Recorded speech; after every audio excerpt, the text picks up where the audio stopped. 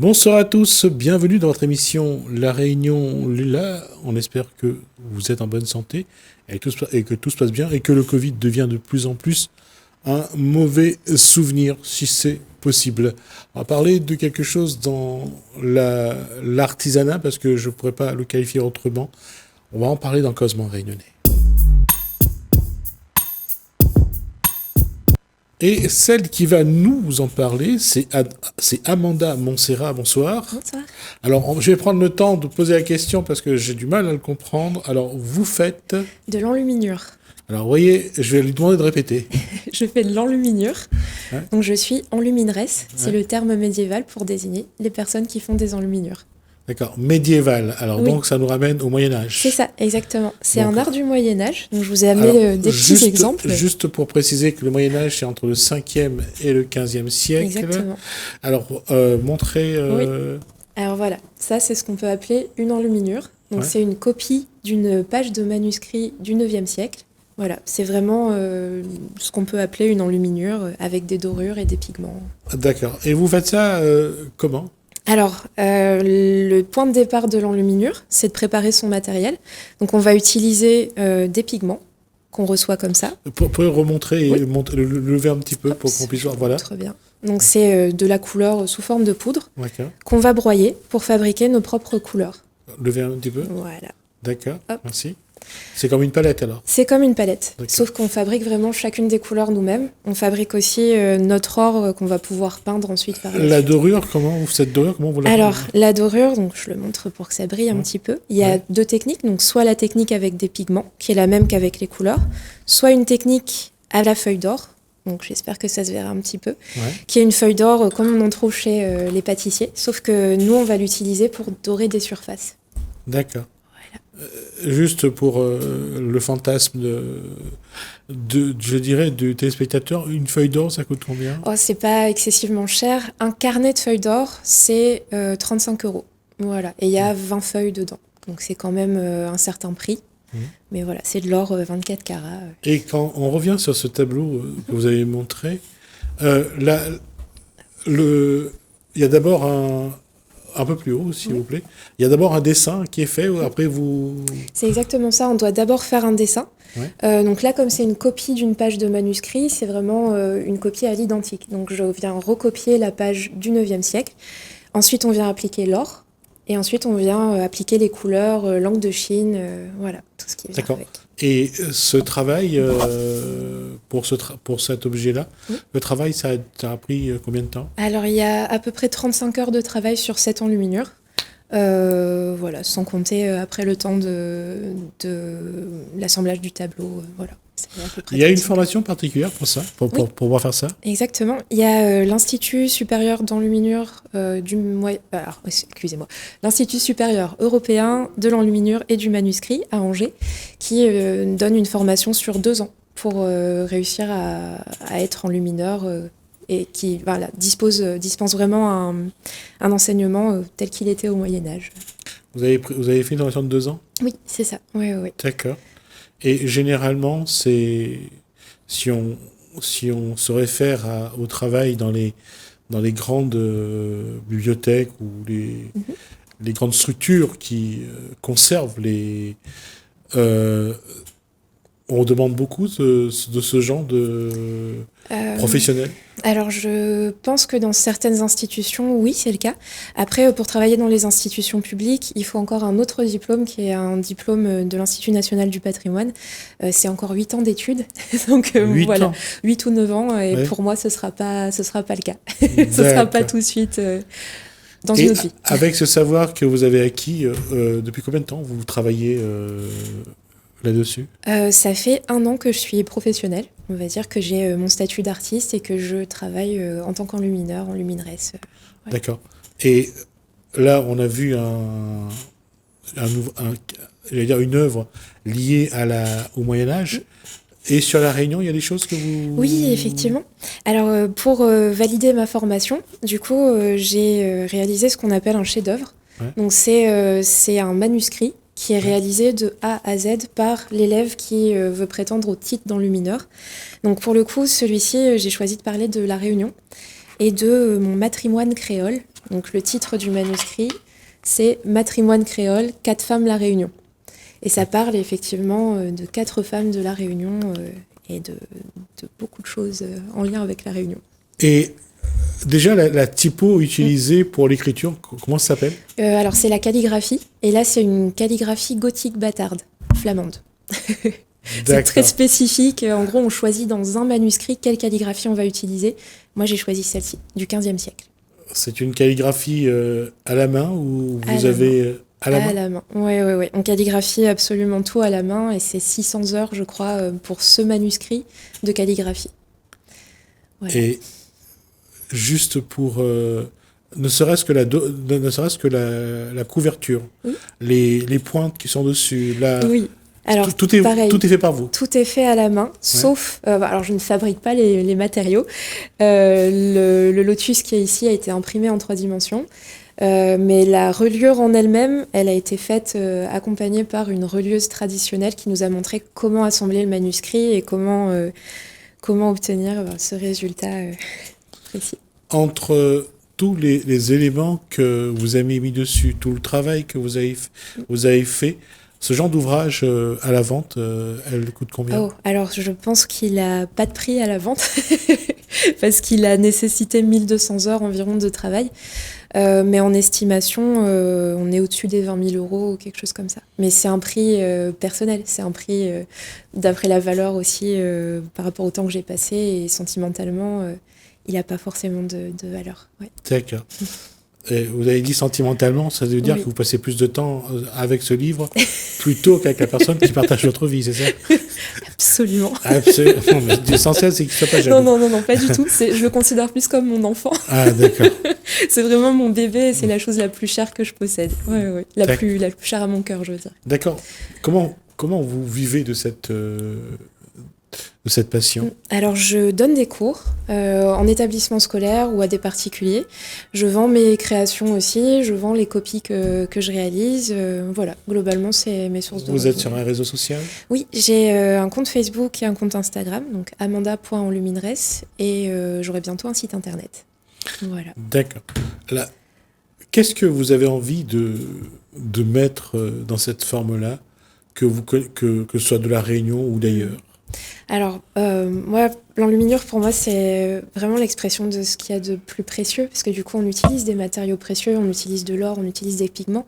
Donc, pour moi, ça peut prêter à n'importe quel sujet, parce que n'importe quel sujet peut être traité comme ça. Après, moi, dans mon cœur, ce que j'aimerais continuer à faire et à réaliser, ce serait des travaux sur La Réunion, évidemment. C'est ce qui est le plus cher à mon cœur, donc voilà, c'est ce que j'aimerais pouvoir continuer à faire. Il y a des choses que vous êtes déjà en train de programmer, de dire, par exemple, montrer un endroit, montrer un élément de la culture ou du folklore. Vous travaillez bien dessus ? Totalement. Alors, ce projet-là, 4 femmes La Réunion, c'est 4 femmes qui me sont chères à moi, dont je parle. La Vierge Noire, la déesse Lakshmi, mon arrière-grand-mère et grand-mère Cal.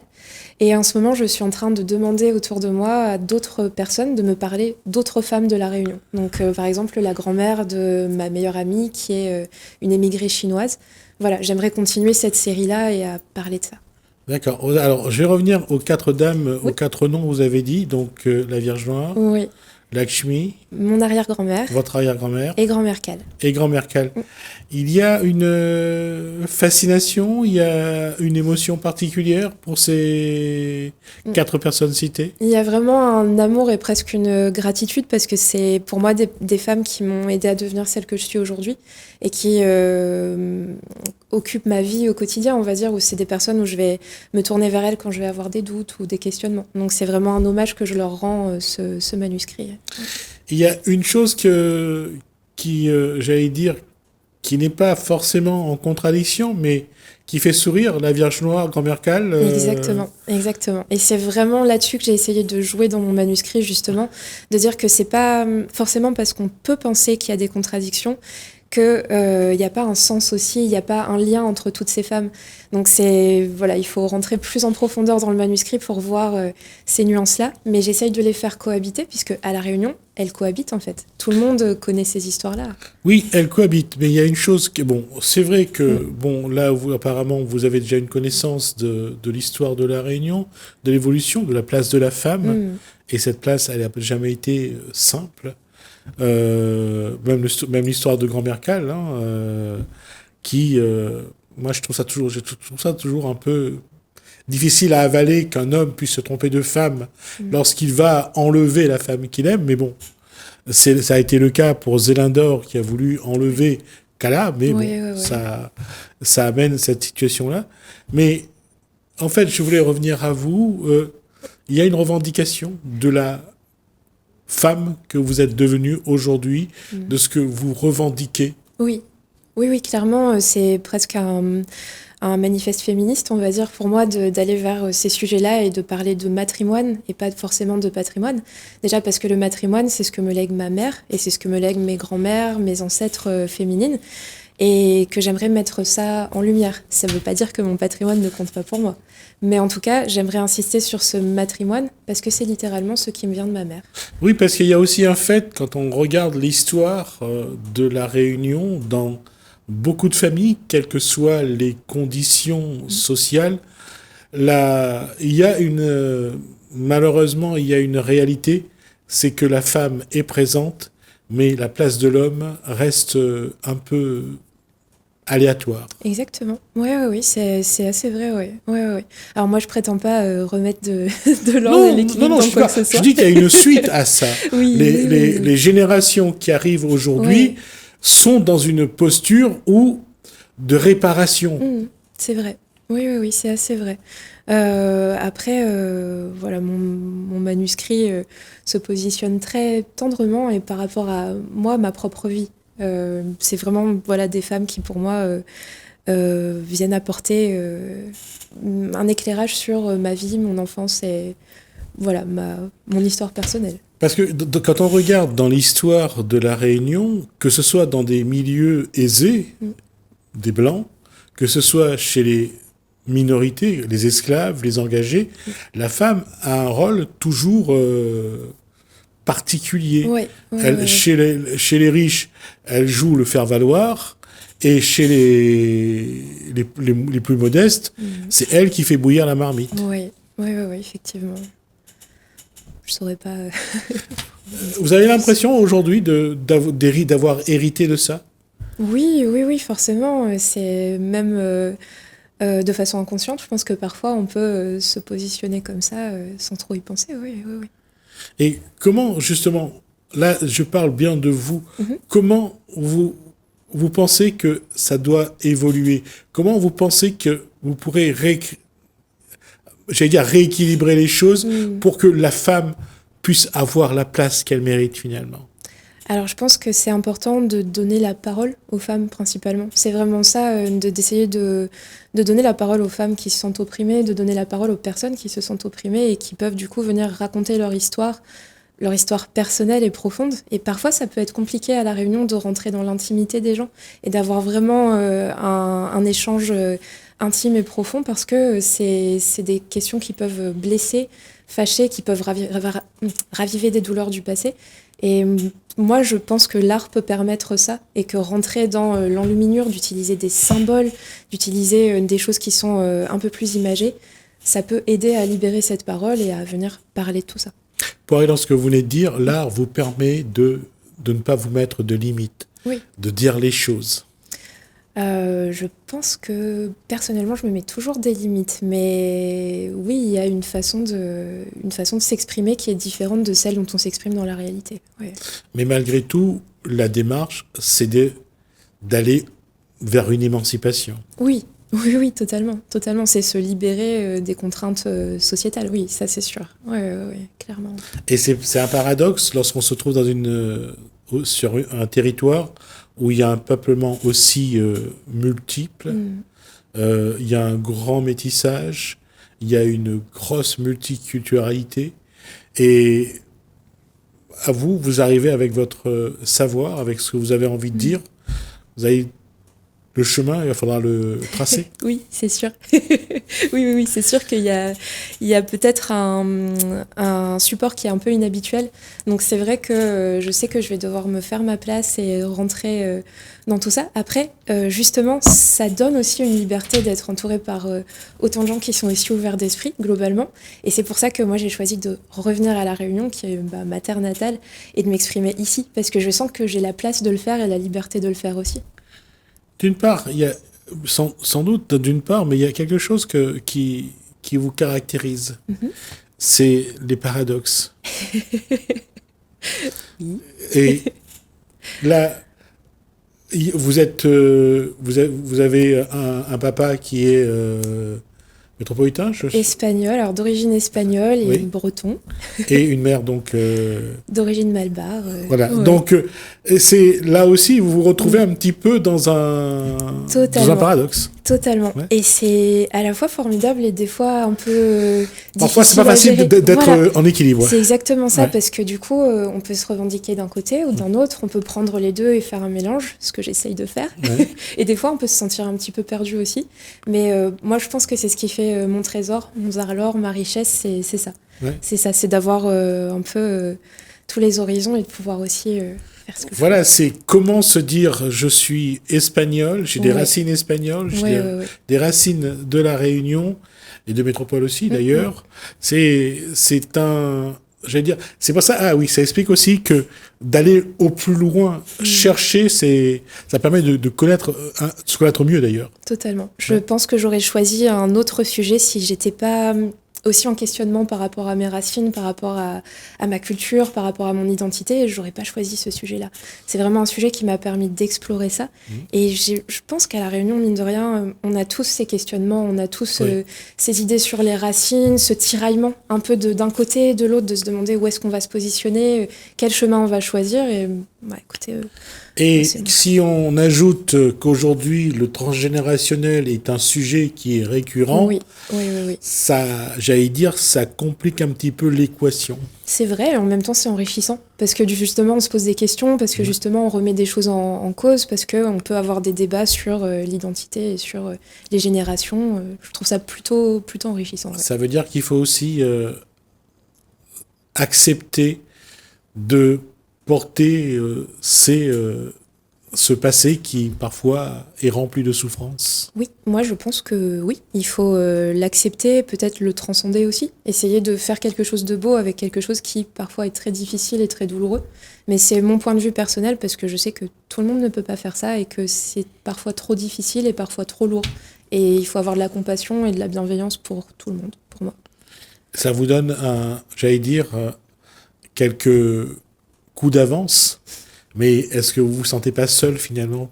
Non. J'aurais pas la prétention de dire que j'ai un coup d'avance sur quoi que ce soit ou que non. Vous l'avez parce que vous avez au moins compris l'équation. Je sais pas trop, je pense qu'il y a énormément de gens, d'artistes ou quoi, qui sont dans cette mouvance aussi de questionnement sur l'identité, sur le féminisme, tout ça. Donc clairement, je me sens pas du tout seule dans cette démarche et je m'inspire énormément de tout ce que je vois, de tout ce que j'entends. Je pense que comme vous dites, il y a vraiment un questionnement sur les générations, il y a quelque chose qui se passe et c'est chouette et c'est bien et il y a une émulation et moi je me sens à ma place, juste à ma petite place modeste et tranquille. Ça, on le dit souvent, ça, on dit petit, on dit ma petite place, on essaye toujours de réduire le cadre pour donner l'impression que ce qu'on porte n'est pas aussi lourd que ça. Mais aussi petit qu'on peut réduire ce cadre, il faut le porter quand même. Oui, je suis d'accord. Et c'est un travail que je fais sur moi-même. C'est un travail de tous les jours d'essayer de prendre la place que je sais pas qui doit être la mienne. Parce que quand on dit je suis réunionnaise avec des racines espagnoles et des racines indiennes, c'est pas courant non plus. Oui, c'est vrai. C'est vrai que c'est pas courant. Ouais. Je connais une dame qui a épousé un monsieur qui vient du Mexique, une réunionnaise, ou du Pérou. Après, qu'on le veuille ou pas, il faut quand même aller chercher parce qu'il faut les aussi porter, quoi. C'est vrai, Ouais. c'est vrai. C'est mon défi et c'est mon challenge de réussir à bien porter ça. Se sentir espagnole de temps en temps, se sentir française de temps en temps, se sentir indienne de temps en temps, c'est un sacré challenge. Oui, mais c'est aussi agréable. Et surtout sortir les formidable. trois en même temps. Oui, oui, oui, oui. Pour moi, c'est un plaisir et un bonheur de faire partie de plein de mondes différents et d'essayer de regrouper tout ça. C'est génial. Et j'allais dire, les Réunionnais auront le plaisir un jour de voir exposer les travaux que... J'adorerais. Qu'est-ce qu'ils J'adorerais posent? pouvoir exposer mon travail. Alors, comme les téléspectateurs pourront le voir, donc c'est vraiment un manuscrit. Je ne sais pas si ce sera bien visible. Ouais. Donc, il est relié. Voilà, D'accord. il est vraiment relié. Donc, à exposer, c'est pas forcément simple. Mais en 2023, je pense que voilà, j'essaierai d'exposer ce travail-là et d'échanger avec les gens autour de En ça. tout cas, c'est un appel qui est lancé. Si Oui. jamais il y a des gens qui souhaitent voir ce travail Oui, oui, oui. exposé, donc de contacter donc Amanda Avec plaisir. Montserrat. Ça sera donc, je pense qu'il y aura des gens qui voudront en tout cas voir le travail. En tout cas, merci Merci Amanda beaucoup. Montserrat pour Oui. cet échange. Ça a été vraiment un plaisir de découvrir une Réunionnaise avec des racines espagnoles, françaises, indiennes, et de dire que voilà, ça ajoute encore un peu plus à la Réunion, d'une part dans sa cosmopolité et en même temps dans l'art. Et ça, c'est quelque chose qui ne cesse d'enrichir cette île et de dire qu'on a la chance d'y être et d'y vivre. Merci beaucoup. Merci Amanda Montserrat. On va marquer une pause. On se retrouve dans un instant avec notre invité.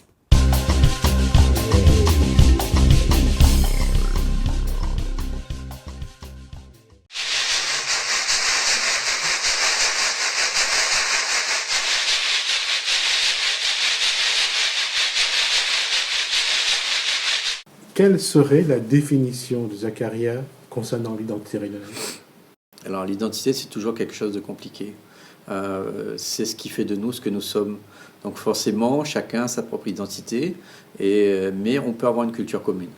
Et notamment à travers, quand quelqu'un grandit, et grandit avec une éducation, si je peux parler de mon cas personnel, j'ai fréquenté l'école de la République, j'ai fréquenté aussi l'école coranique, donc j'ai eu une double culture, si vous voulez, donc une identité qui est propre, avec notamment des langues, le gujarati, le malgache, le français, le créole. Donc toutes ces langues se sont télescopées, toutes ces cultures se sont télescopées, et c'est ça qui fait la créolisation. C'est-à-dire que les gens quittaient leur pays un petit peu partout, de tous les horizons. Il y a eu des apports venant d'Afrique, il y a eu des apports venant d'Europe, des apports venant de l'Inde, de Chine, donc d'Asie. Et tout ça se sont télescopés ici sur notre terre qui est la Réunion. Et aujourd'hui, parler d'identité, c'est vraiment pouvoir, d'une part, revenir vers ces pays sources, mais aussi s'ouvrir au monde grâce à ce que nous avons créé et ce que nous avons lâché également. Parce que les parents parlaient d'autres langues. Quand ils sont arrivés, nos grands-parents parlaient d'autres langues. Ils ont lâché cette langue-là, ils ont commencé à s'adapter. Il y a cette capacité d'adaptation aussi de ces pionniers de l'immigration libre, des esclaves, des engagés notamment, qui ont pu s'adapter et qui ont pu recréer un espace où véritablement ils se sentent à l'aise et pour continuer, pour notamment là aussi leurs enfants, tout ça, etc., pour grandir. Et quand on parle d'identité, bien entendu, on parle de la langue, on parle de la cuisine, on parle parce qu'on est une civilisation de l'oralité. Il y a aussi donc tous ces sirandanes, ces contes, ces poèmes, tout ce qui a été dessiné également, tout ça fait partie de l'identité. Voilà, donc mais il n'y a pas une vérité, il y a plusieurs vérités. Comment, que ce soit à La Réunion, que ce soit en Corse, en Alsace, en Bretagne, en Provence, comment chaque région doit faire pour transmettre ses racines, ses traditions, son identité aux générations qui arrivent, puisque l'école de la République n'a pas les moyens de le faire ou ne veut pas le faire, je n'en sais rien. Comment doit-on, nous, les individus que nous sommes, d'abord acquérir nos traditions, acquérir notre passé, et après nous préparer à les transmettre aux générations qui suivent? L'école de la République a les moyens de pouvoir le faire. Sauf que c'est calqué sur une méthode, une méthodologie, sur une manière de faire qui correspond à la France. Nous, on est à 10 000 kilomètres, on a une histoire qui est différente, on a un passé qui est différent, on a des cultures venant d'un petit peu partout. Et donc tout ça fait que ici, à l'école, on enseigne une certaine manière. Donc il faut remercier l'école, parce que bon, c'est quand même un fabuleux ascenseur social pour un certain nombre de personnes. On y apprend quand même à lire, à compter, tout ça, etc. Donc les bases sont quand même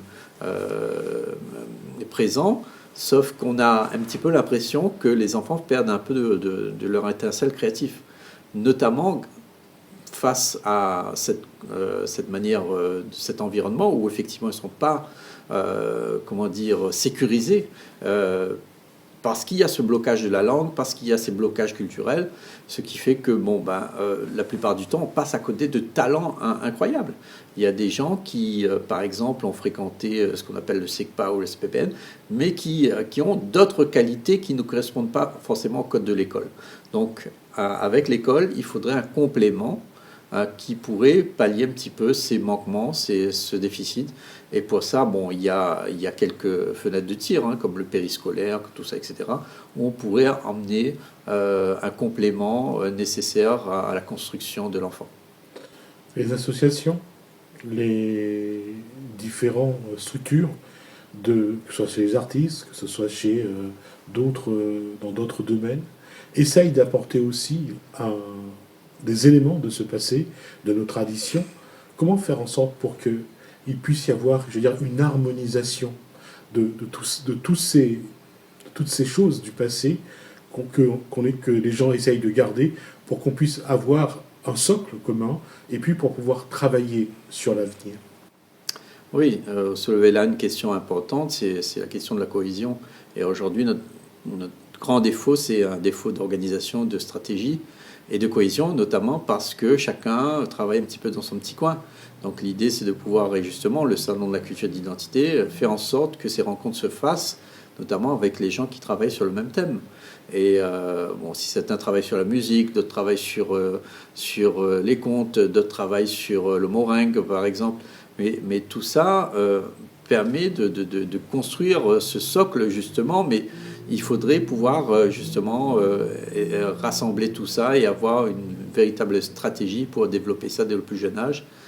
C'est pourquoi, justement, tout ça participe finalement, là encore, au fait de pouvoir justement créer cet environnement où les personnes vont pouvoir, cet écosystème permettant aux gens d'avoir des repères, d'avoir des jalons et de pouvoir se dire qu'effectivement là, on est en capacité d'être fier de ce qu'on est.